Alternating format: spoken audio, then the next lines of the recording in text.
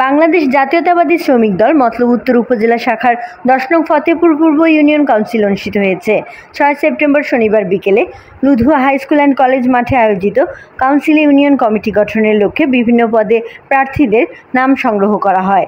কাউন্সিলে উপজেলা শ্রমিক দলের সভাপতি আব্দুল মালেক মোল্লার সভাপতিত্বে ও সাধারণ সম্পাদক নাসিরউদ্দিন মৃধার পরিচালনায় বক্তব্য রাখেন ও উপস্থিত ছিলেন উপজেলা বিএনপির সাংগঠনিক সম্পাদক তোফায়েল পাটোয়ারি, সাংস্কৃতিক বিষয়ক সম্পাদক হাজী সোহেল পাটোয়ারি, মৎস্য বিষয়ক সম্পাদক মহিন সরকার, উপজেলা শ্রমিক দলের সাংগঠনিক সম্পাদক সুজন প্রধান, ফতেপুর পূর্ব ইউনিয়ন বিএনপির সাধারণ সম্পাদক নজরুল সর্দার, উপজেলা ছাত্র দলের সিনিয়র যুগ্ম আহ্বায়ক সজীব আল ফালাক, উপজেলা যুব দলের শরীফ আহমেদ লিটন, উপজেলা ছাত্র দলের সাবেক সাংগঠনিক সম্পাদক জুম্মান তারেক, ইউনিয়ন যুব দলের আহ্বায়ক মাইনুদ্দিন খান, যুগ্ম আহ্বায়ক জসিম মাঝি।